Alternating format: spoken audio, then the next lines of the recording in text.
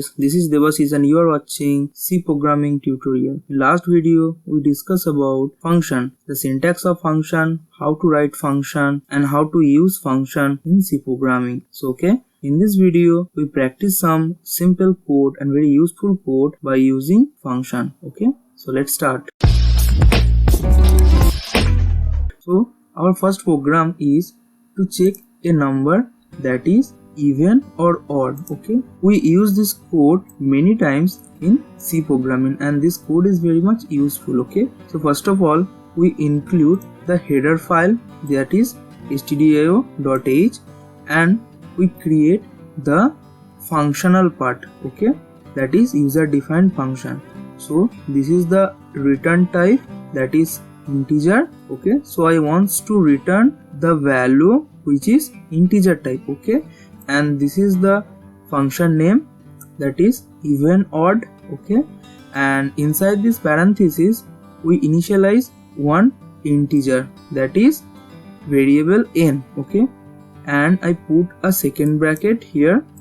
Here you see, and inside the second bracket I put the condition, or the statement, that is here I also declare one variable, that is remainder, and this is the formula to check is the number is even or odd. So basically we divide a number by 2, and if the remainder value is 1, it is odd number, or if there is no remainder, that is if the remainder value equals to 0, the value is, or the number is even number. So how we write this function? So inside the main function I declare also two variable, that is integer type number and another variable is x. And put one message to the user that enter the number. So the user enter the number and we store the number inside number variable, and we call the user defined function that we create, that is even or odd. So whenever we call the function, it just came from this here and to the functional part. So whenever we put the number, it just go to the functional part and store that number inside n variable. This n variable is divided by 2 and the remainder part is storing inside the remainder variable. And if the remainder is 0 or 1, anything, it just return the value, that is remainder. So it return the value from the functional part to the variable part, that is x. And then we compare this value of x, is it is 0 or not. If the value is 0, we print that the entered number, that is even number. Or if the value or the return value is not equals to 0, we put that message inside the else part, that is the number is odd number. So if the value is equals to remainder value is equals to 0, it means even number, or if it is not equals to 0, that is odd number. So we practice this code. We write this code inside DevC and I just compile this code. Here you see that there is no error and warnings. Now I run this code. So it asked me that enter the number. So at the first time I enter 5. Here you see that I enter number 5. So it give me the result that 5 is a odd number. It is correct. Now I try with another number, that is I enter 10. So 10 is even number, we all know that. So we successfully compile and run this code. So let's go to the next part. So our next code is check a number is prime or non-prime by using function. So this code is also very important code. This question asked in interview many times. So please practice this code very carefully. So how we write this code to check a number is prime or no. So first of all, we declare the header file, that is include stdio dot age, and we write one function that is check prime. Okay, so the check prime is integer type, or it return the value that may be integer, and we initialize one variable that is n, and it also integer type, and inside this functional part we also declare to another variable that is I and remainder. Okay, and also we have to count the value or how many times one number is divided. Okay, so how we check a number is prime or not?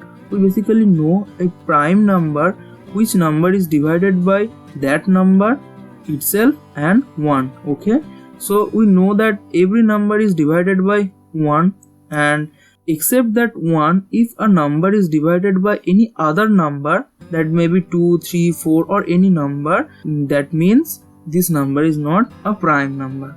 Prime number means 2, 3, 5, 7, 11, 13, etc. So how we check this number? So here is the code. I just iterate one loop part, and the loop is initialized from the value that is I equals to 2. So it just start checking or divided a number from 2, and it goes up to the number, okay, which number we entered, and it increment after every iteration by 1. Okay, here the remainder variable where we store the remainder value. So remainder equals to n modulo division of I. Please listen very carefully that n modulo division of I, that means the number which I call from the main function is stored inside the n variable, and this variable is divided each and every time by the value of I. Okay, so the first value of I we declare, that is 2, and suppose we take one number from the main function that may be 5.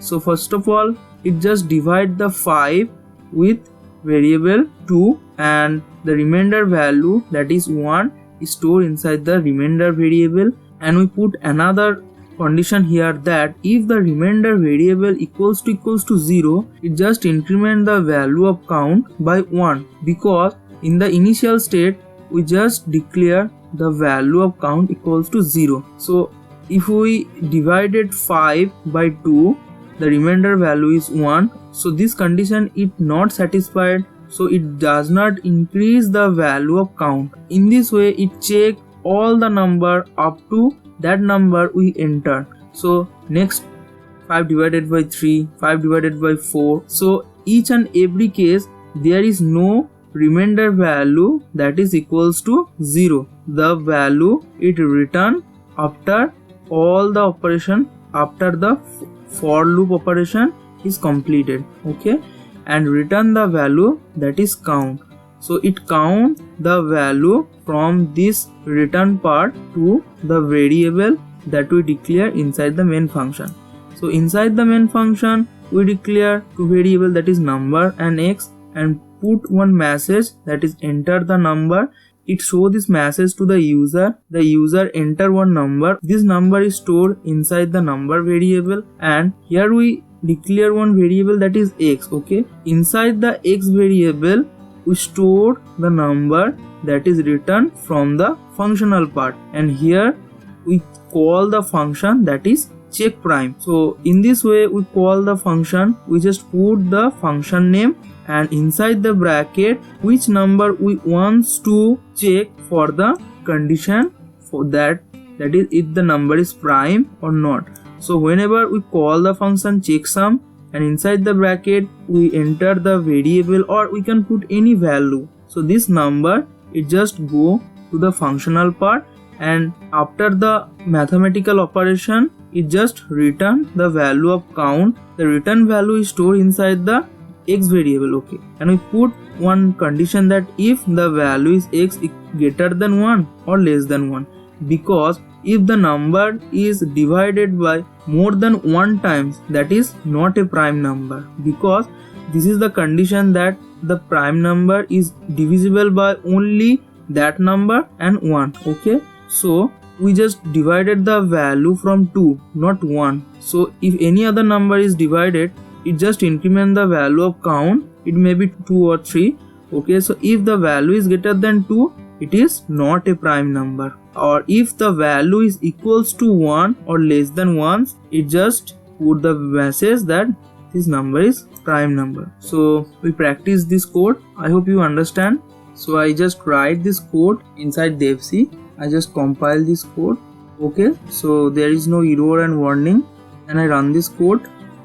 So it asked me enter the number. Okay, so I just entered the number 5 to check is it prime or not. Okay, we know that 5 is prime number. Check with another number, that is 8. 8 is non-prime number because 8 is divided by more than 2 numbers. Okay, so it is not a prime number or non-prime number. Check with another number, that is 11. Okay, so 11 is a prime number. So we check with 3 different number, that is 5, 8 and 11. So each and every case we successfully run this code. I hope you understand this code. If you have any doubt, please comment below. So go to the next part. So here is the another code. This code is almost similar to the previous code, that is to check a number is prime or not. But in this case we are not input the value directly. It just checking the value is prime or not a prime number in between 1 to 20. It just iterate the loop from 1 to 20 and give all the values. Is it prime or not? Okay, so how we write this code? The same code we write here, but here we not get the value from the user. We just put one extra for loop here that starting from 1 up to 20. Okay, because we want to iterate the loop up to 20 times and checking all the number from 1 to 20 that which number is prime or which number is non-prime. Okay, and each and every time we just increment the value, and this value, that is the value of I, and we call the function that is check prime, and in this time the value of I is called by value from I to the functional part and store the value inside n. Okay, and check is it prime or not and return the value, that is count, and the return value is stored from the functional part to the main function. Okay, that is x. If the x is greater than 1, it print non-prime number, otherwise it is a prime number. Okay, I hope you understand this code. So let's practice this code. Okay, here you see that I write this code in DevC. Now I compile this code. Okay, so here is no error and warning, and I run this code.